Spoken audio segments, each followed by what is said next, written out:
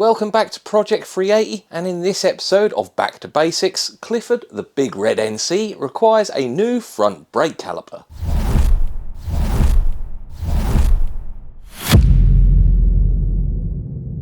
To do this, you're going to need a trolley jack and axle stands, your new brake caliper, torque wrench, breaker bar and wheel sockets, something to hang the caliper with, a small torque wrench, a quarter drive with a 12mm, a 3/8 or a ½ inch with a 12 or a 14mm socket, a 17 thin wall spanner, possibly a lever bar, some brake cleaner and a rag, some .4 brake fluid, and a one-man bleed kit. So to get started, the first thing we need to do is pop the bonnet.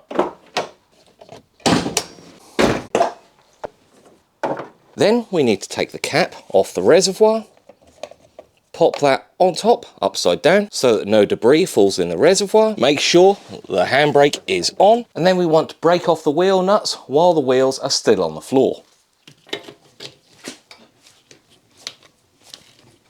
Now we want to raise up the front end of the car and safely put it on some axle stands.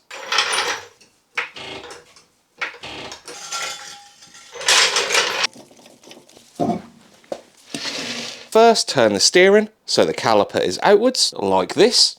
We can now start removing the caliper by removing the slider bolt here and one underneath. So you're going to need a 14mm socket on the bolt here and a thin 17mm spanner here.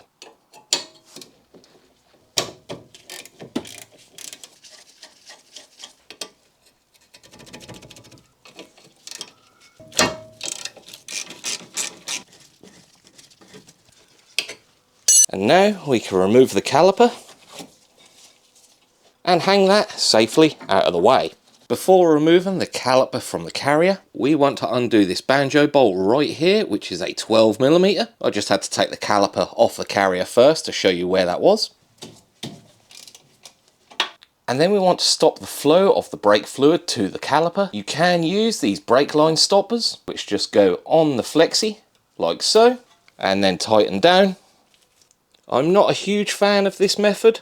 The method I would prefer is to depress the brake pedal in the car with a brake pedal depressor or a friend, but since I've left my brake depressor at work and there's no friend here to help me, this is the method I'm going to use. With the banjo bolt for the flexi just undone and the line clamped, we can now remove that caliper. If the caliper is seized, it might be a little bit hard to remove. If you're struggling, you can use a lever bar in between the caliper and the carrier and lever it out like that. But hopefully you should just be able to wiggle it out by hand. All we've got to do now is remove the two 14mm bolts which hold the caliper to the carrier sliders and remove the caliper.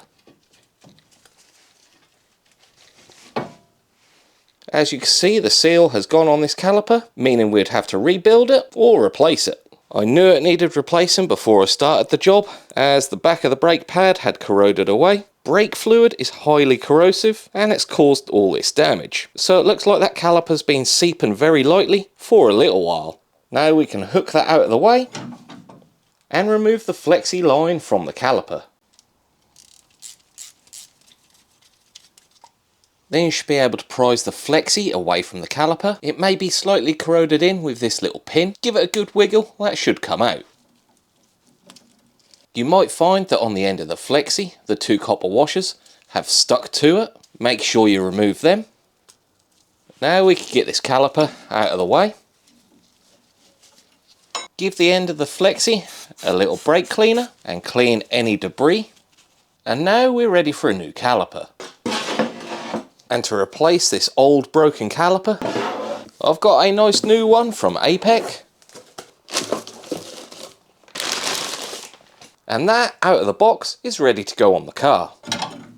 We can remove the little plastic tab, grab our old banjo bolt, put a new copper washer on it, slide that into the flexi, put a new copper washer the other side, and install that into the caliper. This needs to be torqued down to 25 Newton meters. You may find this easier when it's reinstalled onto the carrier. Then we can undo the brake line clamp and reinstall the caliper onto the carrier. You simply slide it on, being careful of the brake pads. You may have to push the sliders in a little bit. Some new calipers or new sliders come with new bolts, which sometimes are a different size.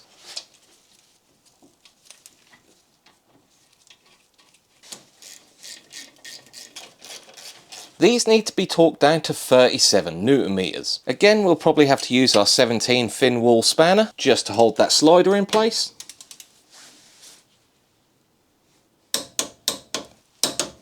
With the new caliper installed, we now need to bleed the braking system. Because this caliper is new, there is going to be air in here and possibly a little bit of air in the line. So to start things off, I'm going to take the bleed nipple cover off and place that somewhere safe.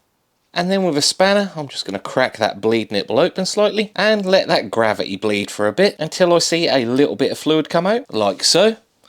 Then I'm going to do that bleed nipple back up. Doing this is going to make the job of bleeding the brakes a lot quicker and easier.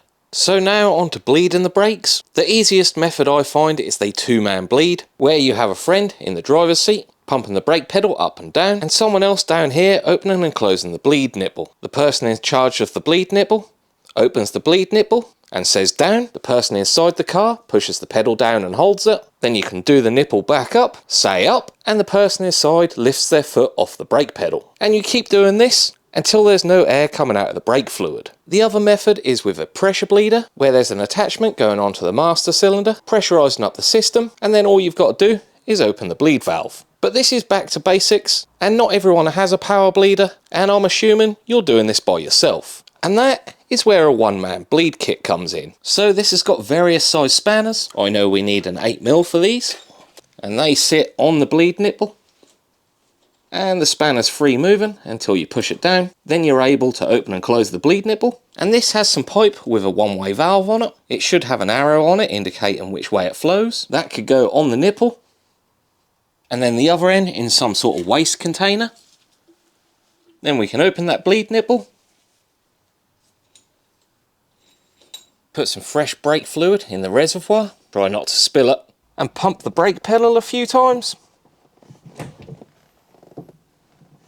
Keeping an eye on that fluid level, and as you can see just from 3 pumps, we've completely filled that tube and we've got some fluid in the tank. I'm going to do this a couple more times to ensure there's no air in the system. Once you're satisfied there's no air in the system, we can do up that bleed nipple, don't over tighten it, and then remove the bleeding system. Pop the nipple cover back on and then check the fluid level. It needs to be between the minimum and maximum, ideally closer to the maximum, but you'll have to check this again once the car is on the floor, as only the front is up at the minute and it's making the level a little different. But for now, that cap can go back on. You should be able to pump it up and you'll feel the pedal go quite hard. Hold your foot down and make sure it doesn't sink. That feels like a good brake pedal. That's the new brake caliper all installed and bled up. It's time to put the wheel back on the car and get the car back on the floor. Now we can remove that axle stand and lower the car to the floor.